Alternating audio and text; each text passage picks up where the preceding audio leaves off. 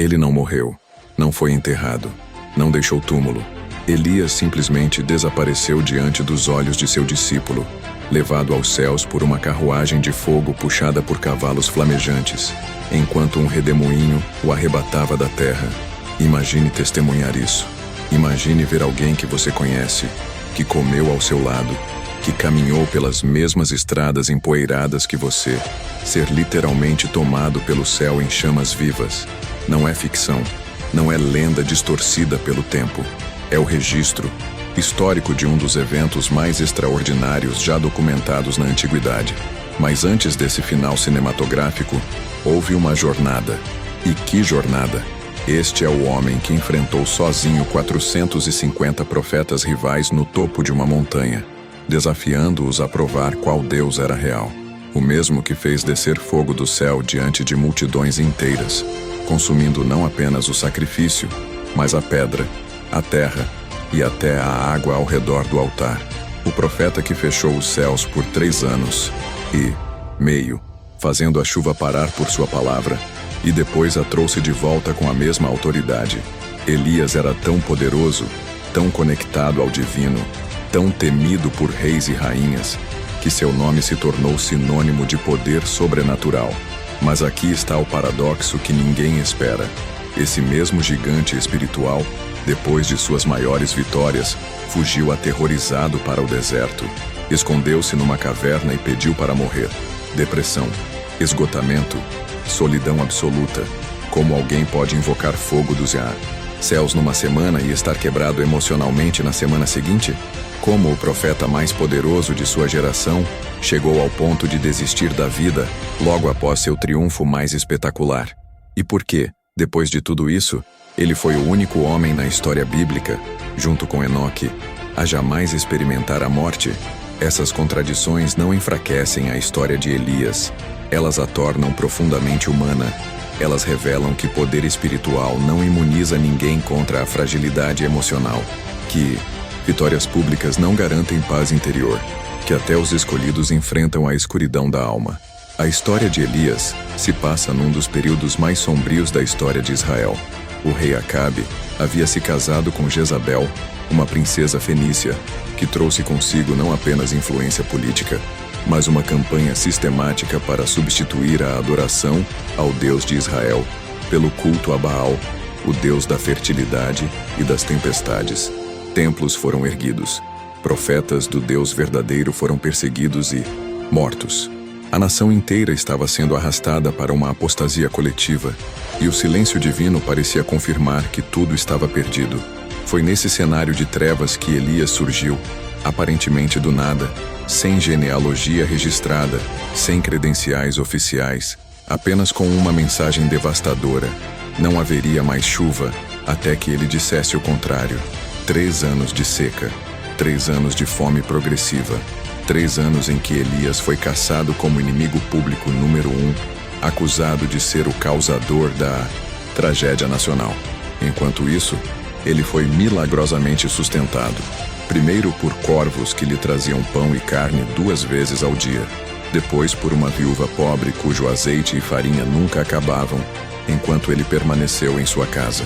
Quando o filho dessa viúva morreu, Elias orou e o trouxe de volta à vida, num dos primeiros relatos de ressurreição registrados na história. Mas tudo isso era apenas o prelúdio. O verdadeiro confronto ainda estava por vir.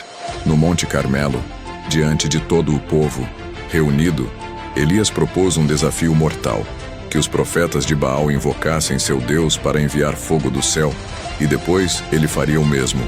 O Deus que respondesse com fogo seria reconhecido como o verdadeiro Deus.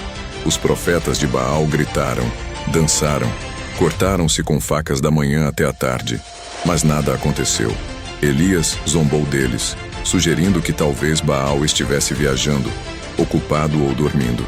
Quando chegou sua vez, ele reconstruiu um altar destruído, cavou uma valeta ao redor, colocou a lenha e o sacrifício, e mandou que despejassem água sobre tudo 3 vezes, até que a valeta transbordasse. Então ele orou uma oração simples, direta, sem histeria, e o fogo desceu. Não apenas queimou o sacrifício, consumiu a lenha, as pedras, o pó, e lambeu toda a água da valeta. O povo caiu de rosto em terra. Os profetas de Baal foram executados naquele mesmo dia. A chuva retornou.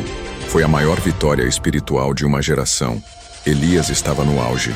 E foi exatamente então que tudo desmoronou. Jezabel, furiosa pela morte de seus profetas, jurou matar Elias em 24 horas. E este homem, que havia enfrentado 450 adversários sem pestanejar, que tinha acabado de testemunhar fogo literal descer do céu em resposta à sua oração, fugiu apavorado para o deserto. Caminhou 40 dias até uma caverna no Monte Horebe, e ali declarou que desejava morrer. Ele havia esquecido tudo o que Deus tinha feito. Via a si mesmo como o único fiel restante, abandonado, fracassado. Mas foi naquela caverna escura, no momento de maior fragilidade, que Elias recebeu uma das revelações mais profundas sobre a natureza de Deus. Não no terremoto, não no fogo, não no vento violento, mas numa voz mansa e suave, Deus falou com ele. Revelou que havia 7.000 pessoas em Israel que não haviam se curvado a Baal, que ele não estava sozinho, que sua missão não estava terminada e que ele deveria ungir seu sucessor, um jovem chamado Eliseu, que receberia a porção dobrada de seu espírito. Os anos seguintes foram de mentoria. Elias formou escolas de profetas, treinou discípulos, preparou a próxima geração. E quando chegou o momento de sua partida, ele sabia. Eliseu também sabia. Outros profetas sabiam. Houve uma despedida silenciosa enquanto viajavam juntos pelas últimas cidades. Quando chegaram ao Rio Jordão, Elias tirou seu manto, enrolou-o, bateu nas águas e elas se abriram, permitindo que ambos atravessassem em terra seca. Do outro lado, Elias perguntou a Eliseu o que ele queria antes de sua partida. A resposta foi ousada: porção dobrada do espírito que havia em Elias. E então aconteceu. Uma carruagem de fogo, puxada por cavalos de fogo, desceu entre eles. Um redemoinho os separou. E Elias subiu ao céu naquele turbilhão flamejante, enquanto seu manto caía aos pés de Eliseu. Mas a história não termina aí. Séculos depois, na última página do Antigo Testamento, há uma profecia desconcertante. Elias voltará antes do grande e terrível dia do Senhor. Nas Escrituras do Novo Testamento, quando Jesus foi transfigurado diante de 3 de seus discípulos, 2 homens apareceram conversando com ele sobre sua próxima morte em Jerusalém. Um era Moisés, que havia morrido e sido enterrado. O outro era Elias, que nunca havia morrido. E quando as pessoas perguntavam sobre essa profecia do retorno de Elias, Jesus apontou para João Batista, dizendo que ele havia vindo no espírito e poder de Elias, mas também deixou em aberto que haveria um cumprimento futuro, escatológico dessa promessa. O que torna Elias tão fascinante não é apenas o sobrenatural que permeou sua vida, mas a humanidade crua que ele exibiu. Ele não era um super-herói imune ao medo, à fadiga ou ao desespero. Era alguém como nós, sujeito às mesmas paixões, segundo Tiago descreve no Novo Testamento. Suas orações eram poderosas não porque ele era especial por natureza, mas porque ele cria de verdade, porque sua fé não era teórica, era testada no deserto, na fome, na solidão, no confronto, direto com sistemas de poder estabelecidos. Ele sabia o que era estar quebrado, e ainda assim ter que se levantar e continuar. Conhecia o gosto amargo da vitória pública seguida de colapso privado. Esta é a jornada de um homem que desafiou o impossível, enfrentou o poder político e religioso de sua época, operou milagres que desafiam a compreensão racional, caiu na depressão mais profunda após sua maior vitória, foi restaurado pela ternura divina numa caverna, formou um legado através de seu discípulo e foi levado da terra sem passar pela morte, numa demonstração visual de que existem dimensões da realidade que a ciência ainda não consegue mensurar. E sua história continua ecoando, porque ele representa algo que todos nós ansiamos: a certeza de que Deus é real, de que o sobrenatural pode invadir o natural, de que nossas fraquezas não nos desqualificam e de que nosso fim não precisa ser o fim. Prepare-se, porque o que você está prestes a descobrir sobre Elias pode mudar completamente sua compreensão sobre fé, poder, fragilidade humana e o inexplicável. A história de Elias começa de maneira abrupta e sem cerimônia, quase como se ele tivesse surgido do nada, sem aviso prévio, sem credenciais para apresentar. As escrituras simplesmente dizem que Elias, o tisbita, dos moradores de Gileade, se apresentou diante do rei Acabe com uma declaração que soava mais como uma sentença judicial do que uma profecia. Não haveria orvalho nem chuva nos próximos anos, exceto por sua palavra. Imagine a audácia. Um homem desconhecido, provavelmente vestido com roupas rústicas de profeta, invadindo o palácio real para anunciar uma catástrofe nacional, como se tivesse autoridade para controlar os céus. Acabe, que já havia se prostituído espiritualmente ao casar com Jezabel e importar o culto a Baal, deve ter ficado entre o choque e o desdém. Mas Elias não ficou para debate.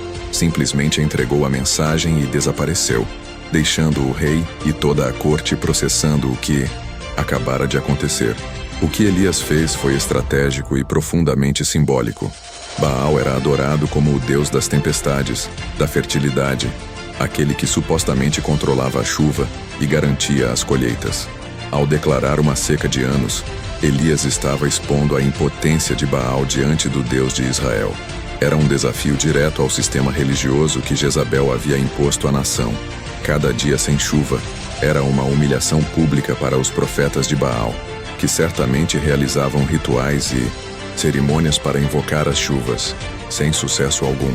A seca se tornou um sermão silencioso mas devastador, pregado dia após dia pelo céu vazio, pelo sol escaldante, pelas plantações morrendo e pelos rios secando. E em algum lugar escondido, Elias observava tudo isso se desenrolar, sabendo que estava literalmente em guerra contra todo um sistema. Mas a coragem de Elias não era inconsequência ou fanatismo suicida. Deus o havia instruído especificamente sobre o que fazer após entregar a mensagem ao rei. Ele deveria se esconder junto ao ribeiro de Querite, a leste do Jordão, onde beberia da água do riacho e seria alimentado por corvos que lhe trariam pão e carne pela manhã e pela tarde. É quase cômico imaginar a cena. Um profeta fugitivo, sendo servido por aves normalmente consideradas impuras segundo a lei judaica. Deus tem um senso de ironia aguçado, usando justamente criaturas impróprias para sustentar seu servo, enquanto o povo que havia se prostituído com deuses falsos começava a passar fome. Os corvos não falharam um único dia, 2 refeições diárias, entregues com precisão, enquanto o ribeiro fornecia água fresca. Era uma existência minimalista, solitária, mas segura e provida. Eventualmente, como toda a água sob céu sem chuva, o ribeiro secou.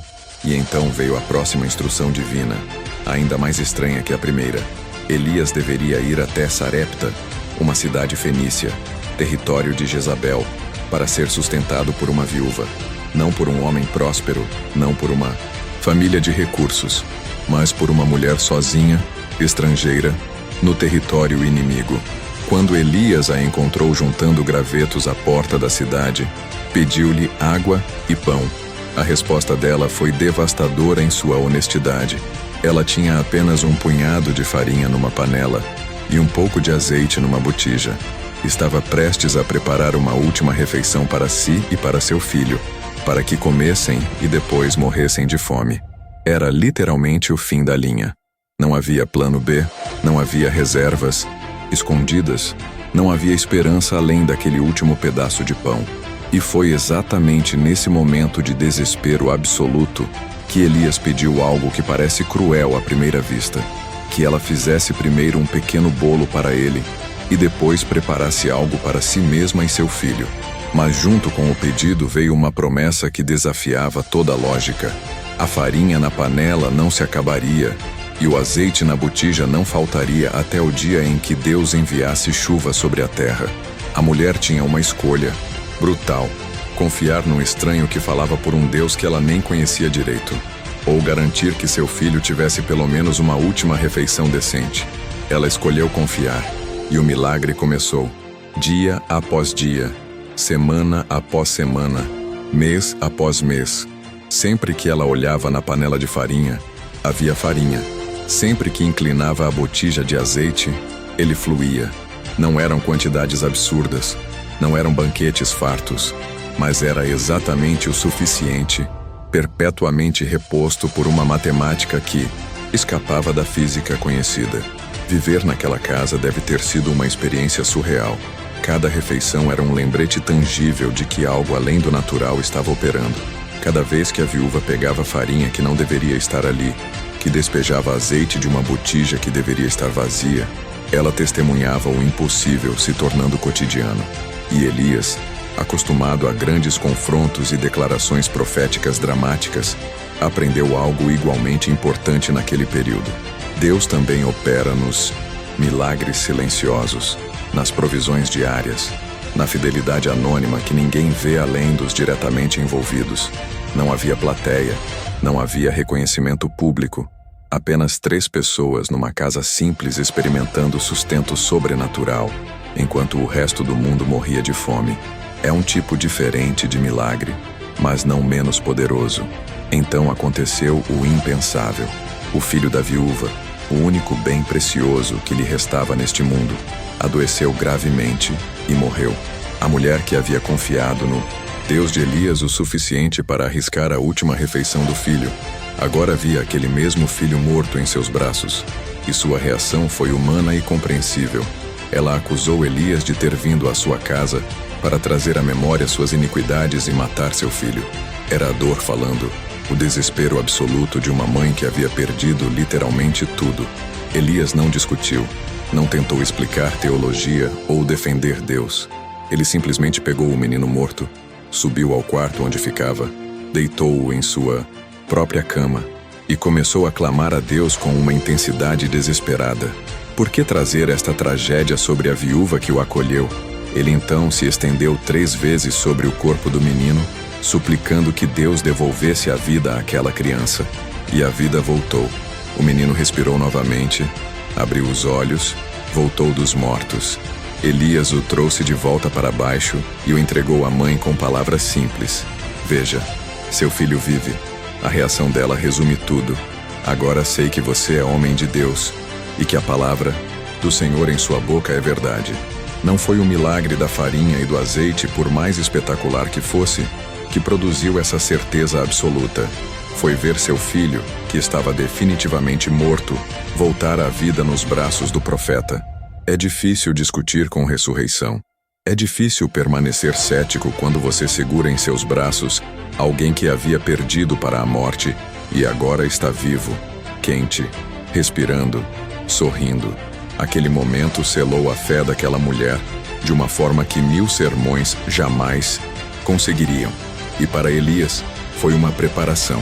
Se Deus podia trazer vida de volta aos mortos numa casa obscura em Sarepta, o que mais ele poderia fazer? 3 anos. 3 anos completos de seca implacável, de fome crescente, de desespero nacional. E finalmente, a palavra de Deus veio novamente a Elias. Era hora de se apresentar a Acabe, porque a chuva estava prestes a retornar. Mas antes do encontro com o rei, Elias cruzou com Obadias, o mordomo do palácio, um homem que secretamente temia a Deus e havia escondido 100 profetas em cavernas durante a perseguição de Jezabel, sustentando-os com pão e água. Obadias estava desesperado procurando por pasto e água para os animais reais quando encontrou Elias. A ironia é deliciosa. O reino estava tão devastado que até os cavalos e mulas do rei estavam à beira da morte. E quando Elias pediu que Obadias marcasse um encontro com Acabe, o mordomo quase entrou em pânico, certo de que Elias desapareceria novamente e ele seria executado por dar falsas esperanças ao rei. Mas Elias garantiu que se apresentaria naquele mesmo dia. E quando o encontro finalmente aconteceu, Acabe o recebeu com uma acusação amarga. Você é aquele que está perturbando Israel? A resposta de Elias foi devastadora em sua clareza. Não sou eu quem está perturbando Israel, mas você e a casa de seu pai, por terem abandonado os mandamentos do Senhor e seguido os Baalins. E então veio o desafio que mudaria tudo, que Acabe reunisse todo Israel no Monte Carmelo, junto com os 450 profetas de Baal.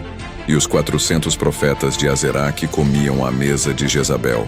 Seria o confronto definitivo, o julgamento público que decidiria de uma vez por todas qual Deus era real.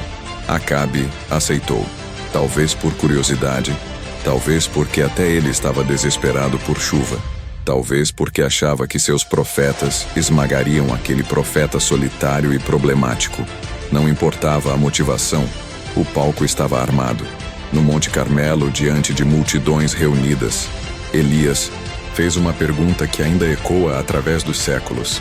Até quando vocês vão oscilar entre duas opiniões? Se o Senhor é Deus, sigam-no. Mas se Baal é Deus, sigam-no. O povo não respondeu. Ficaram em silêncio constrangedor, porque a verdade era que eles queriam ambos. Queriam a tradição e o novo, o Deus de seus pais e os deuses que prometiam prosperidade fácil. Queriam seguro espiritual, apostar em todos os cavalos, não se comprometer completamente com nada. Elias então propôs o teste. 2 novilhos, 2 altares, lenha preparada, mas sem fogo. Os profetas de Baal invocariam seu Deus para enviar fogo, e depois Elias faria o mesmo. O Deus que respondesse com fogo seria reconhecido como o verdadeiro Deus. Era um desafio perfeitamente justo, público, verificável, impossível de falsificar diante de milhares de testemunhas. Os profetas de Baal foram primeiro, prepararam seu altar, desmembraram o novilho, colocaram sobre a lenha e começaram a invocar. Baal, responde-nos. Eles gritaram, desde a manhã até o meio-dia. Dançaram ao redor do altar com movimentos rituais elaborados. Nada aconteceu. Nenhum fogo, nenhum relâmpago, nenhum sinal. E foi então que Elias começou a zombar deles com um sarcasmo cortante que deve ter sido humilhante. Ele sugeriu que gritassem mais alto porque talvez Baal estivesse ocupado demais para ouvir, ou talvez tivesse saído em viagem, ou estivesse dormindo e precisasse ser acordado. A zombaria de Elias não era crueldade gratuita, era exposição profética. Ele estava ridicularizando a ideia de que uma divindade verdadeira precisaria ser acordada, ou pudesse estar distraída, ou tivesse limitações humanas. Era uma crítica devastadora à própria teologia por trás do culto a Baal. Os profetas de Baal intensificaram seus esforços desesperadamente.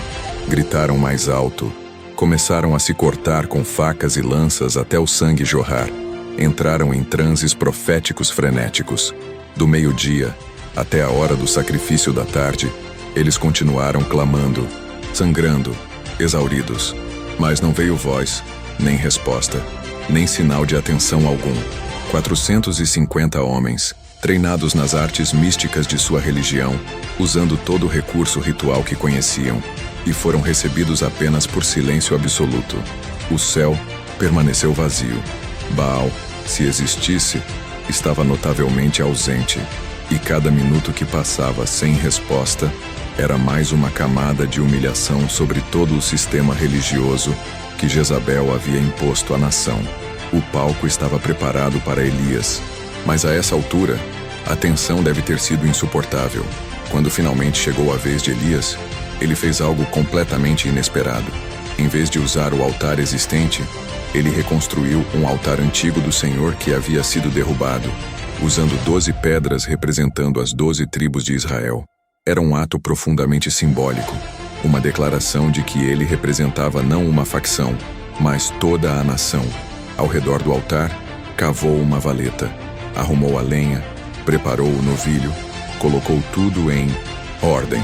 E então deu uma instrução que deve ter parecido insana, que enchessem 4 cântaros grandes de água e despejassem sobre o sacrifício e a lenha. E depois, fizessem isso novamente. E mais uma vez. 3 vezes a água foi derramada, até que tudo estava encharcado e a valeta ao redor transbordava. Não haveria absolutamente nenhuma possibilidade de truque humano, nenhum fogo escondido, nenhuma centelha preservada, nenhuma explicação natural. Ele estava eliminando qualquer margem de dúvida. Então Elias orou. Não houve histeria, não houve cortes ou danças, não houve horas de súplicas desesperadas. Foi uma oração simples, direta, confiante. Senhor, Deus de Abraão, Isaque e Israel, Que hoje se saiba que tu és Deus em Israel, que eu sou teu servo, e que fiz todas estas coisas por tua palavra. Responde-me, Senhor, responde-me, para que este povo saiba que tu, Senhor, és Deus, e que estás fazendo o coração deles voltar. A oração durou talvez 1 minuto, talvez menos, e então o fogo caiu. Não um fogo comum, não chamas naturais que gradualmente consumiriam o sacrifício. Este fogo desceu do céu como um raio concentrado de poder divino, e não apenas queimou o novilho e a lenha, consumiu as próprias pedras do altar, lambeu o pó ao redor e evaporou completamente toda a água da valeta. Foi tão intenso, tão sobrenatural, tão inequivocamente divino, que não havia espaço para ceticismo. A reação do povo foi instantânea e unânime. Eles caíram com o rosto em terra e gritaram: "O Senhor é Deus. O Senhor é Deus." Não foi conversão por argumento filosófico. Foi submissão diante de evidência irrefutável. Eles tinham acabado de testemunhar algo que escapava completamente de qualquer explicação natural. Elias então ordenou que capturassem os profetas de Baal, que nenhum escapasse. Ali mesmo, junto ao ribeiro de Quizon, os 450 foram executados. Era justiça severa segundo os padrões modernos, mas dentro do contexto daquela época e cultura, era a penalidade prescrita para falsos profetas que levavam a nação à idolatria. O sistema religioso corrupto que havia dominado Israel por anos foi desmontado num único dia, num único evento, através de uma demonstração inegável de poder divino. Baal havia sido exposto como uma farsa. O Deus de Israel havia se manifestado de forma irrefutável, mas o dia ainda não havia terminado. Elias disse a Acabe que subisse para comer e beber, porque já havia ruído de abundância de chuva. Pense nisso. O céu ainda estava completamente limpo. Não havia uma única nuvem, nenhum sinal meteorológico de mudança. Mas Elias ouvia algo que mais ninguém podia ouvir. Ele então subiu ao topo do Carmelo, curvou-se até o chão com o rosto entre os joelhos e enviou seu servo para olhar na direção do mar. O servo olhou e não viu nada. Elias mandou que olhasse novamente. 7 vezes o servo foi e voltou. 7 vezes reportou o céu vazio. Na 7ª vez, ele viu uma nuvem pequena como a palma da mão de um homem subindo do mar. Era tudo o que Elias precisava. Ele enviou recado a Acabe para que preparasse sua carruagem e descesse rapidamente antes que a chuva o detivesse. Em pouco tempo, o céu escureceu com nuvens e vento, e caiu uma chuva torrencial. A seca de 3 anos e meio terminou exatamente como Elias havia dito que terminaria, no dia que ele determinou, pela palavra que ele proclamou, e num ato final de vigor sobrenatural, a mão do Senhor esteve sobre Elias de tal forma que ele correu à frente da carruagem de Acabe por aproximadamente 30 quilômetros até a entrada de Jezreel, um homem correndo mais rápido que cavalos puxando uma carruagem. Foi o dia de maior triunfo da carreira profética de Elias. Fogo do céu, chuva depois de anos de seca, execução dos falsos profetas, restauração do povo, demonstração pública e irrefutável do poder de Deus. Se algum dia houve um momento de vitória absoluta, foi aquele. Elias deveria estar no auge, invencível, inabalável, mas é exatamente aí que a história toma um rumo que ninguém esperava. Quando Acabe contou a Jezabel tudo o que Elias havia feito e como matara todos os profetas de Baal, a rainha enviou um mensageiro a Elias com uma ameaça direta: que os deuses a tratassem com todo o rigor, se até amanhã a esta hora eu não fizer com você o que você fez com eles. Era uma sentença de morte com prazo de 24 horas, e a reação de Elias é tão chocante que quase não faz sentido. Ele teve medo, levantou-se e correu para salvar sua vida. Este é o mesmo homem que havia enfrentado Acabe sem medo, o mesmo que desafiou 450 profetas sozinho, o mesmo que acabara de testemunhar fogo descendo do céu em resposta à sua oração. E agora, ele estava fugindo aterrorizado de uma ameaça proferida por uma mulher que ele acabara de derrotar espiritualmente de forma devastadora. Não faz sentido racional, mas faz todo sentido humano. Elias correu para Berseba, na fronteira sul de Judá, onde deixou seu servo, e depois caminhou mais um dia de jornada pelo deserto até sentar-se debaixo de um zimbro. Ali, naquele lugar desolado e solitário, este gigante espiritual orou pedindo para morrer. Suas palavras eram de desespero absoluto. Já basta, Senhor. Tira a minha vida, pois não sou melhor que meus pais. Pense no contraste. Dias atrás ele havia ressuscitado o filho da viúva. Agora, ele queria morrer. Dias atrás ele havia chamado fogo do céu. Agora, ele se via como um fracasso completo. Dias atrás ele havia corrido sobrenaturalmente à frente de uma carruagem. Agora ele mal tinha forças para continuar vivendo. O que aconteceu? Como alguém cai tão rápido de um pico tão alto? A verdade é que Elias estava exausto física, emocional e espiritualmente. Ele havia estado sob pressão constante por 3 anos e meio. Havia operado milagres públicos que exigiam imensa fé e coragem. Havia enfrentado oposição sistemática de todo o sistema político e religioso do reino. O confronto no Carmelo, embora vitorioso, deve ter sido emocionalmente extenuante. A corrida sobrenatural de 30 quilômetros o deixou fisicamente esgotado. E agora, quando ele esperava que tudo mudasse, que o povo se voltasse completamente para Deus, que a liderança nacional abraçasse a reforma espiritual, ele descobriu que Jezabel continuava no poder e ainda mais determinada a matá-lo. A decepção foi esmagadora. Ele havia dado tudo, arriscado tudo, e parecia que nada havia realmente mudado nos lugares que importavam. O rei ainda era fraco, a rainha ainda era maligna, e ele ainda era um homem marcado para a morte. Elias adormeceu debaixo daquele arbusto no deserto, provavelmente esperando nunca mais acordar, mas foi tocado por um anjo que lhe disse simplesmente: levanta-te e come. Ao lado de sua cabeça, havia um pão assado sobre pedras quentes e uma botija de água. Ele comeu, bebeu e voltou a dormir. O anjo o tocou uma segunda vez com a mesma instrução: levanta-te e come, porque a jornada é longa demais para você. Deus não repreendeu Elias por sua fraqueza, não o envergonhou por seu medo, não deu um sermão sobre falta de fé. Simplesmente o alimentou. Reconheceu sua humanidade, sua necessidade física, sua exaustão legítima. É um dos momentos mais ternos de toda a narrativa bíblica. Deus preparando refeições para seu profeta quebrado no deserto, garantindo que ele tivesse forças para continuar. Fortalecido por aquela comida, Elias caminhou 40 dias e 40 noites até chegar a Horebe, o monte de Deus, o mesmo lugar onde Moisés havia recebido as tábuas da lei séculos antes. Ali ele entrou numa caverna para passar a noite, e então veio a pergunta divina: o que você está fazendo aqui, Elias? Era uma pergunta gentil, mas penetrante, forçando-o a articular seu estado interno. A resposta de Elias revelou a profundidade de seu desespero. Tenho sido zeloso pelo Senhor, o Deus dos exércitos, mas os israelitas rejeitaram a tua aliança, derrubaram os teus altares e mataram os teus profetas à espada. Eu sou o único que restou, e agora estão procurando tirar a minha vida. Ele se via como o último soldado numa guerra perdida, sozinho, derrotado, marcado para a extinção. Sua perspectiva havia se tornado completamente distorcida pela exaustão e pelo trauma. Deus então lhe disse para sair da caverna e ficar no monte, porque ele estava prestes a passar por ali. O que aconteceu em seguida foi uma lição sobre a natureza de Deus que Elias precisava desesperadamente.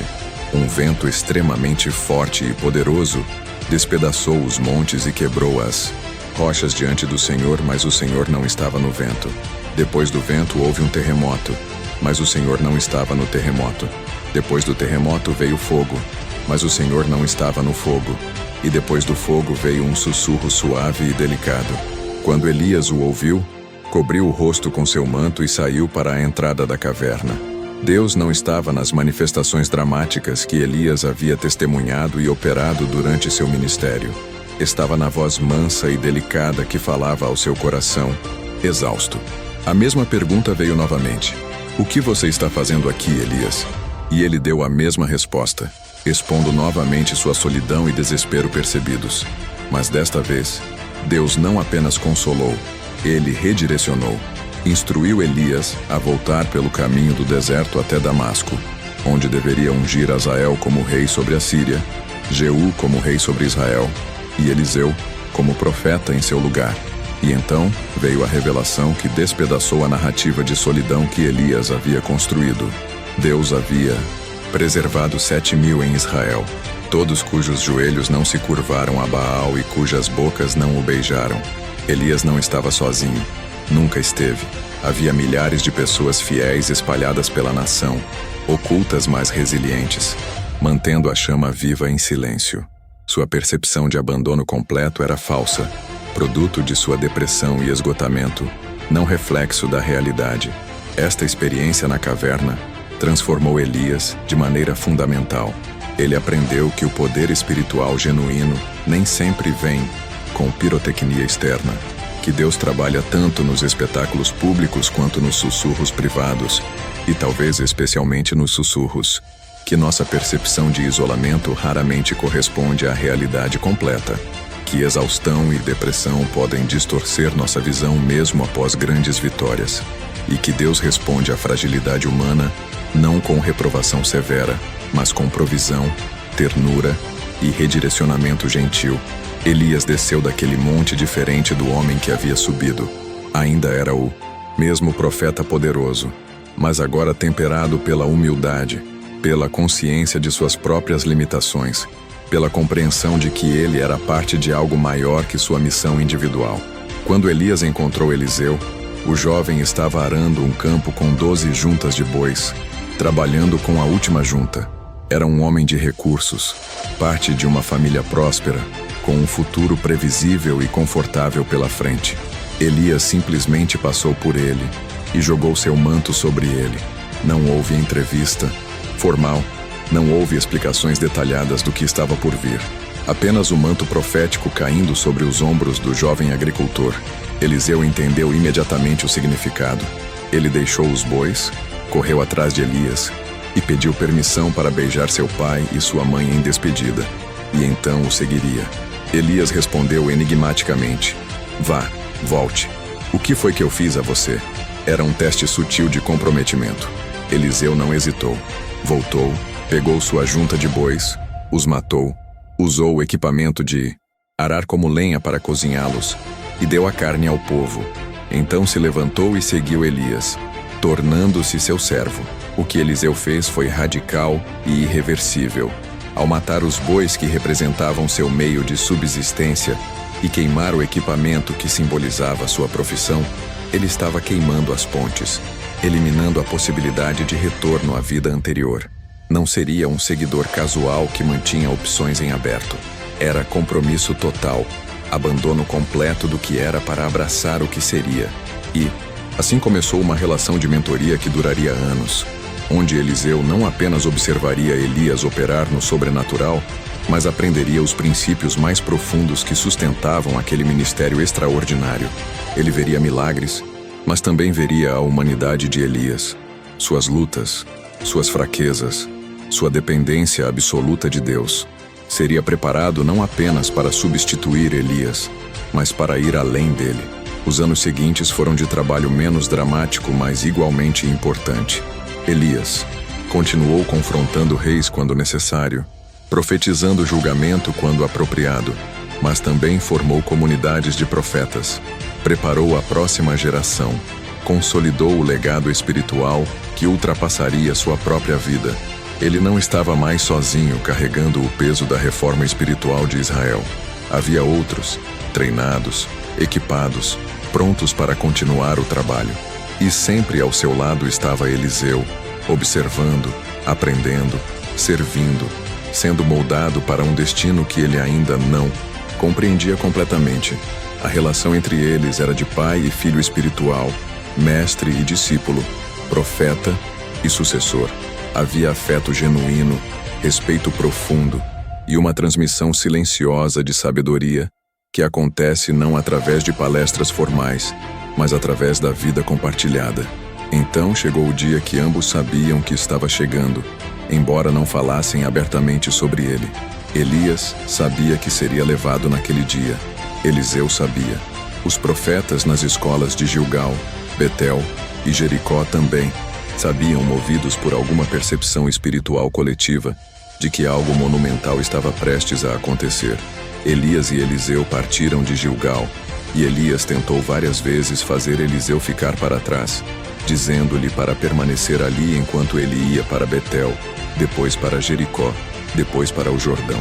Cada vez Eliseu respondia com um juramento veemente: tão certo como vive o Senhor, e como você vive, não o deixarei. Era lealdade inabalável, recusa absoluta de abandonar seu mestre no momento final. Ele não iria perder a despedida por nada neste mundo. Em cada lugar que passavam, os profetas daquele local se aproximavam de Eliseu e perguntavam em voz baixa: você sabe que o Senhor vai tirar seu mestre de você hoje? E cada vez Eliseu respondia bruscamente: sim, eu sei. Calem-se. Ele não queria falar sobre isso. Não queria que a realidade fosse verbalizada. Não queria processar emocionalmente o que estava prestes a perder. Às vezes, a dor iminente é melhor enfrentada em silêncio do que em discussão. Eles continuaram caminhando, atravessando as cidades que marcavam os pontos finais da jornada terrestre de Elias, numa despedida silenciosa e carregada de significado. Quando chegaram ao Rio Jordão, havia 50 profetas observando de longe, testemunhas do que estava prestes a acontecer. Elias tirou seu manto, enrolou-o e bateu nas águas. O rio se dividiu, e ambos atravessaram em terra seca, ecoando o milagre que Josué havia operado séculos antes, ao trazer Israel para a terra prometida. Do outro lado do Jordão, Elias finalmente abordou a questão diretamente. Ele perguntou a Eliseu o que poderia fazer por ele antes de ser levado. A resposta de Eliseu foi ousada ao ponto da audácia: que porção dobrada do seu espírito seja sobre mim. Ele não pediu riquezas, não pediu honra, não pediu vida longa, pediu o que havia de mais valioso em Elias: o espírito profético que operava através dele, mas em dobro. Era o pedido de um primogênito pela herança principal, aplicado espiritualmente. Elias respondeu honestamente: você pediu uma coisa difícil. Não estava em seu poder conceder isso, dependia inteiramente de Deus. Mas havia uma condição: se você me vir quando eu for tomado de você, isso lhe será dado. Caso contrário, não. Eliseu teria que manter os olhos fixos, não desviar, não vacilar, testemunhar plenamente o momento da transição. Era um teste de percepção espiritual, de capacidade de ver além do natural para capturar o sobrenatural. Eles continuaram caminhando e conversando, talvez relembrando jornadas passadas, milagres testemunhados, lições aprendidas. E então aconteceu. De repente apareceu uma carruagem de fogo puxada por cavalos de fogo, que os separou. Não era uma visão, não era uma alucinação. Era uma manifestação física de realidade celestial invadindo o espaço terrestre. A descrição é escassa, mas eletrizante. Carruagem e cavalos feitos inteiramente de fogo. Não fogo consumindo matéria física, mas fogo como substância primária, veículo de glória divina. Eles passaram entre Elias e Eliseu, separando-os fisicamente. E então um redemoinho, um turbilhão de vento poderoso, envolveu Elias e o arrebatou para cima, para o céu. Eliseu viu tudo. Manteve os olhos fixos enquanto seu mestre era literalmente arrancado da terra, carregado para cima por forças que desafiavam gravidade e mortalidade. Eliseu gritou enquanto observava: meu pai, as carruagens de Israel e seus cavaleiros. Era reconhecimento de que Elias havia sido mais valioso para a defesa espiritual de Israel do que todo o seu exército físico. E então, Elias desapareceu da vista. Não morreu, não foi enterrado, simplesmente deixou de estar presente na dimensão física. Eliseu rasgou suas próprias vestes em dois, um gesto de luto e transição. A era de Elias havia terminado. Sua era estava começando. O manto de Elias havia caído durante a ascensão, descendo de volta à terra enquanto seu dono subia aos céus. Eliseu o pegou, aquele mesmo manto que havia sido jogado sobre ele anos atrás no campo de arado, agora carregando o peso literal e simbólico de sucessão profética. Eliseu voltou e ficou na margem do Jordão, segurando o manto de Elias. Ele o enrolou e bateu nas águas, clamando: Onde está o Senhor, o Deus de Elias? As águas se dividiram novamente e ele atravessou. Os profetas que observavam de Jericó viram e declararam: O espírito de Elias repousa sobre Eliseu. A transferência havia sido completa. A porção dobrada havia sido concedida. Eliseu continuaria operando milagres por décadas, realizando o dobro do número de milagres registrados que Elias operou, cumprindo literalmente o pedido de porção dobrada.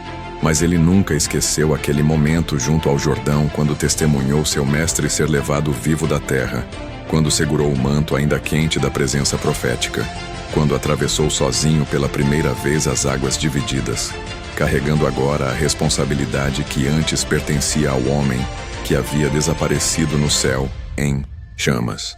A história de Elias não termina com sua ascensão. Sua presença permeia as escrituras subsequentes como uma promessa não cumprida, uma expectativa persistente. O último livro do Antigo Testamento, Malaquias, encerra com uma profecia intrigante. Eis que eu enviarei o profeta Elias antes do grande e terrível dia do Senhor.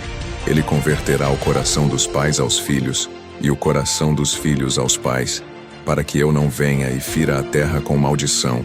Era uma promessa de retorno, de uma missão ainda não concluída, de uma função restauradora que Elias desempenharia antes do julgamento final. Durante séculos, o povo judeu esperou por esse retorno literal, tanto que até hoje reservam uma cadeira vazia para Elias durante a Páscoa, esperando que ele apareça anunciando a vinda do Messias. Quando Jesus iniciou seu ministério, as pessoas constantemente o perguntavam sobre Elias. Alguns pensavam que Jesus era Elias redivivo. Outros perguntavam quando Elias retornaria para cumprir a profecia de Malaquias. E então aconteceu algo extraordinário no Monte da Transfiguração. Jesus levou Pedro, Tiago e João a um monte alto, e ali foi transfigurado diante deles, seu rosto brilhando como o sol, e suas roupas tornando-se brancas como a luz. 2 homens apareceram conversando com ele, identificados como Moisés e Elias, discutindo sua próxima morte em Jerusalém. Pedro, na confusão do momento, ofereceu construir 3 tendas, uma para cada um. Mas o que é fascinante teologicamente é que ali estavam representados a lei, através de Moisés, e os profetas, através de Elias, ambos apontando para Cristo como cumprimento de tudo o que eles representavam. Jesus posteriormente esclareceu a questão do retorno de Elias de maneira surpreendente.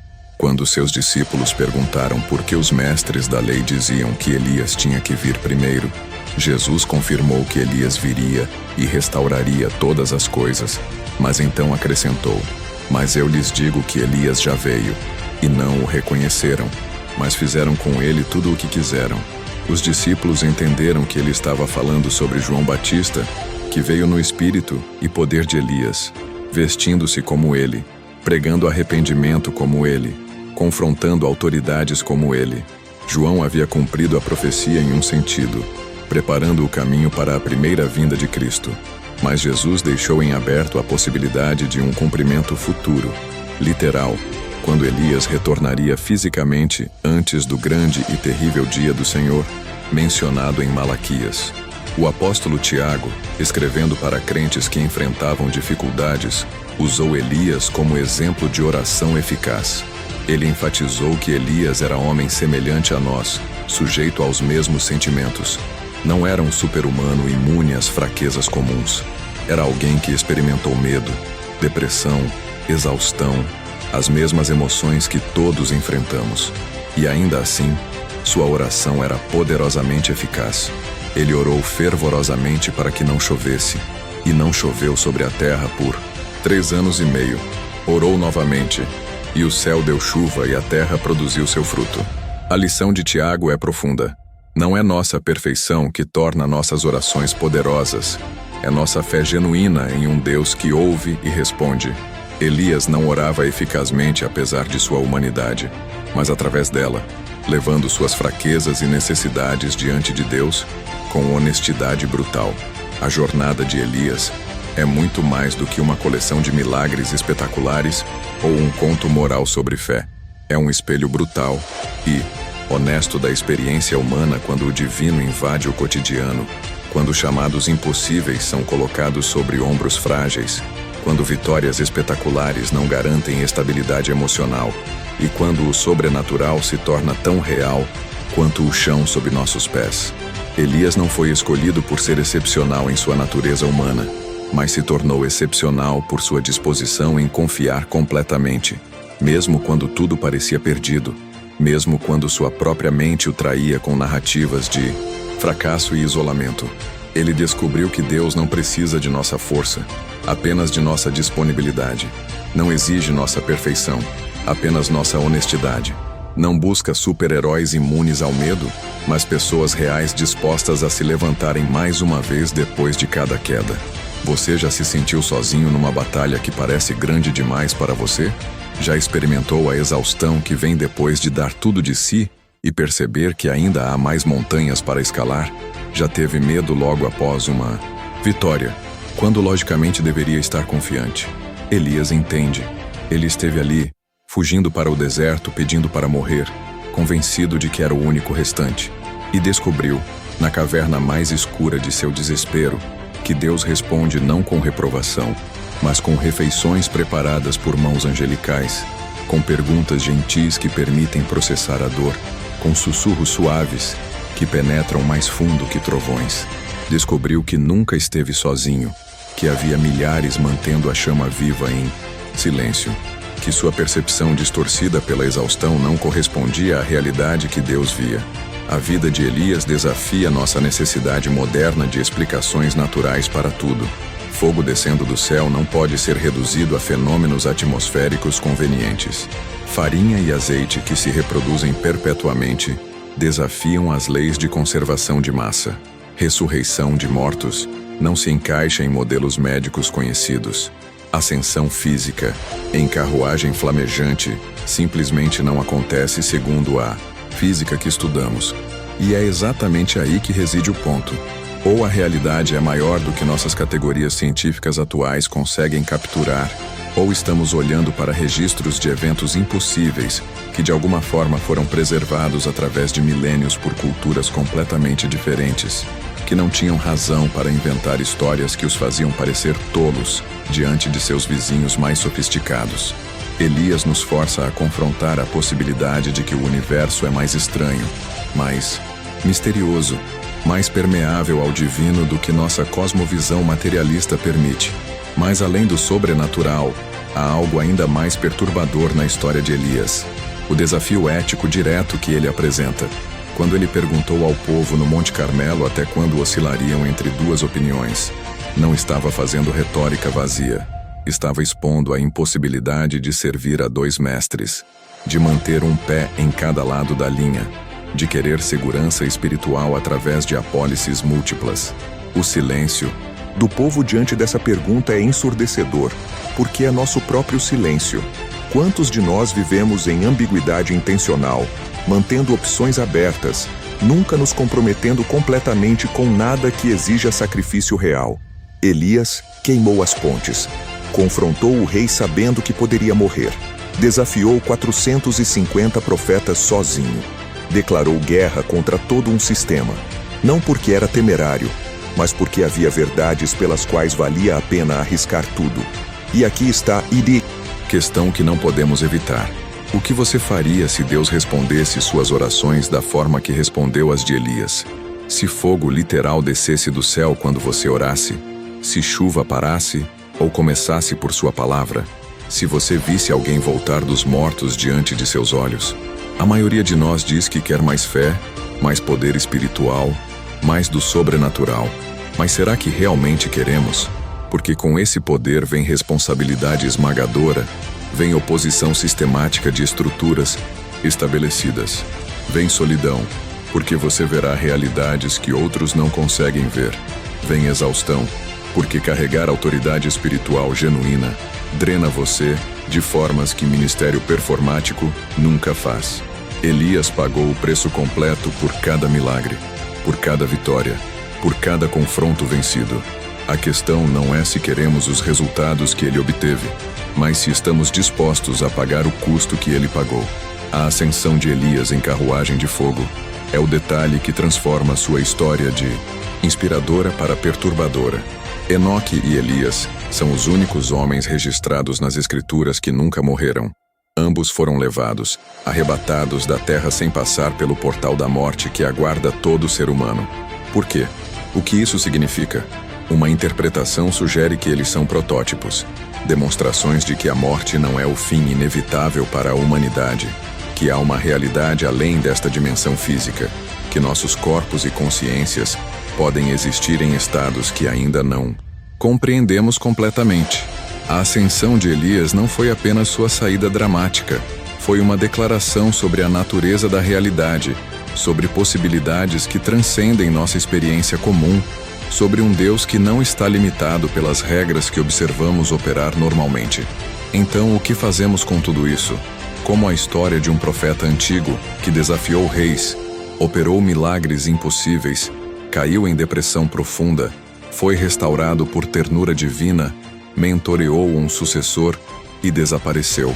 Numa carruagem flamejante se conecta com sua vida agora, hoje, neste momento em que você está lendo ou ouvindo estas palavras. Aqui está a verdade desconcertante. Você está enfrentando agora mesmo seus próprios profetas de Baal, seus próprios sistemas que prometem vida mas entregam morte, suas próprias Jezabéis que ameaçam destruir você se não se curvar. Talvez sejam adicções que você não consegue largar. Talvez sejam relacionamentos tóxicos que estão sugando sua alma. Talvez sejam compromissos que você fez com versões falsas do sucesso, da realização, da felicidade. Talvez seja a voz interna implacável que insiste que você não é suficiente. Nunca foi, nunca será. E você está num Monte Carmelo particular agora mesmo, onde terá que escolher. Não pode mais oscilar entre duas opiniões. Não pode mais manter um pé em cada lado, porque a vida de Elias demonstra que neutralidade não é uma opção viável quando verdades absolutas estão em jogo. Você pode tentar servir a dois mestres, mas um deles sempre receberá suas migalhas enquanto o outro recebe seu coração. Pode tentar manter segurança através de diversificação espiritual, mas descobrirá que está construindo sobre areia. Nada se sustenta quando as tempestades vêm. A pergunta de Elias ecoa através dos séculos até este momento. Até quando você vai oscilar? Quando vai parar de negociar e começar a viver como se suas convicções fossem realmente verdadeiras? Mas há esperança na história de Elias. Esperança profunda que não é otimismo barato. Quando você falhar espetacularmente logo após sua maior vitória, quando correr aterrorizado depois de ter sido corajoso, quando desistir emocionalmente depois de dar tudo de si, Deus não o abandona. Ele prepara refeições, fala em sussurros, corrige sua percepção distorcida, mostra que você não está sozinho, dá nova missão, novo propósito, nova direção. A caverna de desespero não é seu fim, é onde você encontra a voz mansa e delicada que já estava falando o tempo todo, mas você estava ocupado demais com trovões e terremotos para ouvir. Elias nos ensina que fraqueza não é falha. É o lugar onde aprendemos que nossa força nunca foi nossa para começar. Sempre foi dele, operando através de nós, sustentando-nos quando não percebemos, carregando-nos quando pensamos que estávamos caminhando sozinhos. Agora vem a parte desconfortável. Você está lendo ou ouvindo esta história porque algo em você reconhece que chegou num ponto de decisão. Não foi acidente que trouxe você até este momento, até estas palavras. Você está cansado de oscilar. Você está pronto para o confronto no Monte Carmelo da sua vida, onde finalmente descobrirá se o que você diz acreditar realmente funciona quando testado sob pressão. Você está pronto para ver fogo cair, ou pelo menos está disposto a estar pronto, o que é tudo que Deus precisa para começar. Porque Elias não tinha todas as respostas quando confrontou os profetas de Baal. Não tinha certeza absoluta de que Deus responderia. Ele simplesmente deu o passo de fé, reconstruiu o altar, encharcou o sacrifício e orou honestamente. E o fogo veio. Então aqui está seu desafio. Identifique seu Monte Carmelo. O que você tem evitado confrontar porque o risco parece grande demais? Qual estrutura falsa em sua vida precisa ser exposta e desmontada? onde você está permitindo que Baals modernos recebam a adoração que deveria ir para o único Deus verdadeiro. Pode ser seu trabalho que se tornou um ídolo. Pode ser um relacionamento que você idolatrou. Pode ser dinheiro, status, aparência, aprovação, controle, segurança. Pode ser uma ferida antiga que você transformou numa identidade. Pode ser uma narrativa sobre si mesmo que você abraçou, mas que é fundamentalmente falsa. Identifique, nomeie, confronte e esteja preparado para o que vem depois. Porque quando você orar honestamente e Deus responder com fogo, sua vida mudará de formas que você não pode prever ou controlar. E quando você inevitavelmente cair na caverna de depressão depois da vitória, porque você cairá porque todos caímos. Lembre-se que Elias esteve lá antes de você. O caminho de volta não é através de força de vontade ou pensamento positivo ou negação da dor. É através de aceitar a refeição que Deus prepara, de ouvir a voz mansa depois que os trovões passam, de receber a verdade que corrige sua percepção distorcida, de descobrir que você nunca esteve tão sozinho quanto pensava. E então você se levanta mais uma vez, não porque descobriu nova força em si mesmo, mas porque descobriu que a força que você sempre precisou vem de uma fonte fora de você, inesgotável, sempre disponível, esperando pacientemente que você pare de tentar fazer sozinho e aceite ajuda. A história de Elias não terminou quando ele subiu aos céus. Continua através de Eliseu e dos profetas que ele treinou. Continua através de João Batista, que veio em seu espírito. Continua através de cada pessoa que se recusa a se curvar aos Baals de sua geração, que ousa acreditar que o impossível pode acontecer, que escolhe ficar de pé quando seria mais fácil se acomodar, que mantém a chama viva em tempos escuros. Você é parte dessa história agora. A questão é que papel você vai desempenhar. Vai ser parte da multidão que oscila indefinidamente, nunca decidindo, sempre tentando agradar todos os lados? Ou vai ser alguém que reconstrói altares quebrados, que ora orações honestas, que está disposto a ver fogo cair e lidar com as consequências? Se esta história mexeu com algo profundo em você, se despertou fome por algo mais real do que a religiosidade performática que domina muito da espiritualidade moderna, se fez você questionar se tem vivido pequeno demais quando foi chamado para algo maior, então não deixe isso morrer. Deixe um comentário agora compartilhando qual foi a parte da história de Elias que mais impactou você. Foi o fogo no Monte Carmelo? A depressão na caverna? A voz mansa e delicada? A ascensão em chamas? Compartilhe sua reflexão, porque quando você articula o que Deus está fazendo em você, isso se torna mais real, mais concreto, menos passível de ser esquecido quando a emoção deste momento passar. Se inscreva neste canal porque vamos continuar explorando estas histórias que desafiam nossas categorias confortáveis, que nos forçam a confrontar a possibilidade de que a realidade é mais estranha e mais cheia de propósito do que geralmente admitimos.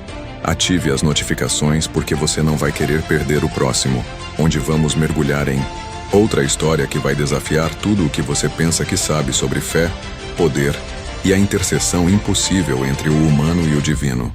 E compartilhe este vídeo com alguém que precisa ouvir que fraqueza não é desqualificação, que quedas não são finais, que Deus ainda opera em formas que escapam de nossas explicações racionais. Porque no fim das contas, a história de Elias é sobre esperança verdadeira, não o tipo barato que ignora a realidade, mas o tipo profundo que olha diretamente para o impossível e diz: ainda assim. É sobre um Deus que não abandona seus servos quando eles quebram, que prepara refeições para os exaustos, que fala em sussurros para os desesperados, que envia carruagens de fogo quando é hora de partir.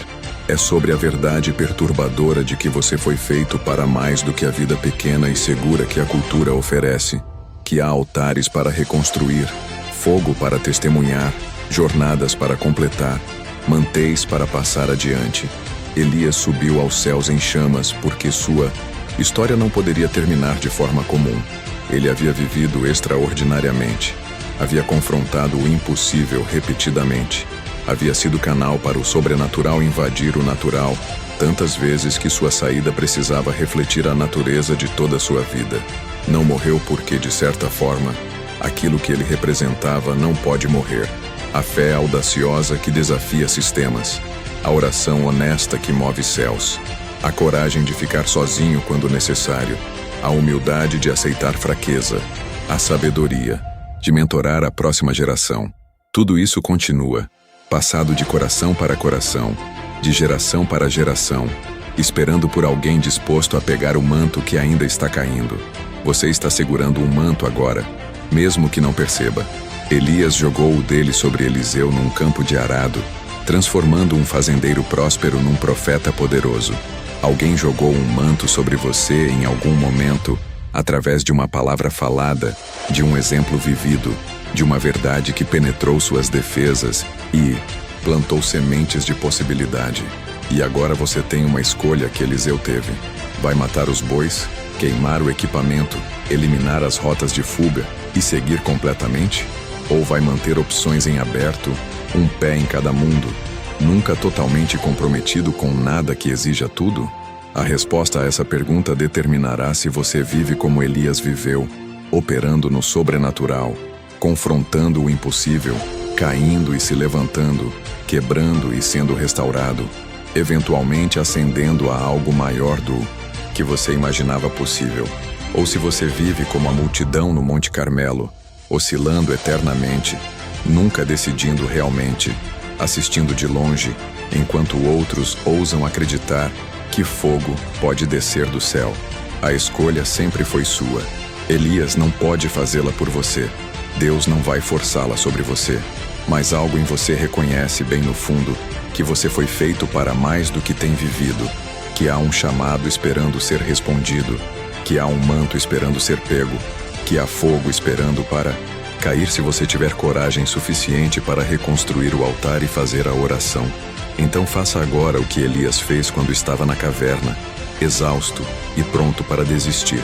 Ouça, não os trovões, não os terremotos, não os fogos espetaculares, mas o sussurro suave e delicado que está falando seu nome, dizendo que você não está sozinho, que sua missão não acabou, que há 7.000 outros mantendo a chama viva, que é hora de sair da caverna e voltar para a jornada. Ouça, e depois se levante, e coma a refeição que está preparada para você, e caminhe, mesmo que sejam 40 dias através do deserto, porque algo está esperando do outro lado que vai mudar tudo. A carruagem de fogo virá eventualmente para todos nós, de uma forma ou de outra. Não sabemos quando, não controlamos como, mas sabemos isto. O que fizermos com o tempo entre agora e então, determina se nossa vida conta uma história que vale a pena lembrar. Se nosso manto vale a pena ser pego por quem vem depois. Se nosso fogo inspira outros a acreditarem que o impossível ainda é possível. Elias viveu de forma que quando a carruagem veio, fez sentido. Não foi incongruente. Foi o final apropriado para uma vida que havia desafiado morte, gravidade, lógica e medo repetidamente. Ele viveu como se o céu fosse real, como se oração funcionasse, como se Deus ouvisse, como se milagres acontecessem. E porque viveu assim, quando chegou sua hora, o céu se abriu e o recebeu em chamas vivas. Você vai viver assim? Vai parar de oscilar e, finalmente, escolher? Vai reconstruir o altar que está quebrado em sua vida? Vai fazer a oração honesta mesmo sem garantias de que será respondida? Vai se levantar mais uma vez da caverna, mesmo exausto? Vai pegar o manto que está sendo oferecido, mesmo sabendo o custo? Vai acreditar que o Deus de Elias ainda é Deus, que fogo ainda pode cair, que vidas mortas ainda podem ser ressuscitadas, que impossíveis ainda podem ser confrontados e vencidos, que você não está sozinho, que sua história não acabou, que a carruagem está vindo, mas ainda não está aqui. Então há trabalho para fazer, altares para reconstruir, orações para orar, mantéis para passar, fogo para testemunhar. A resposta está em você. Sempre esteve. Elias apenas mostrou o caminho. Agora é sua vez de caminhar por ele. E quando você fizer, quando finalmente decidir parar de negociar e começar a viver como se suas convicções fossem verdadeiras, você vai descobrir o que Elias descobriu. que Deus responde fogo com fogo, fé com milagres, honestidade com presença, fraqueza com força, desespero com esperança, morte com vida, e que no final, quando a carruagem vier, você não terá medo, porque terá vivido preparando-se para aquele momento, um dia de cada vez, uma oração de cada vez, um passo de fé de cada vez. Agora vá, reconstrua seu altar, encharque seu sacrifício com honestidade brutal, e ore a oração que só você pode orar, do jeito que só você pode orar, no momento que é exclusivamente seu, e espere, porque o fogo vem, sempre vem. Para aqueles que têm coragem suficiente para permanecer no altar e se recusar a descer até que ele caia, o Deus de Elias ainda é Deus, e ele ainda responde com fogo.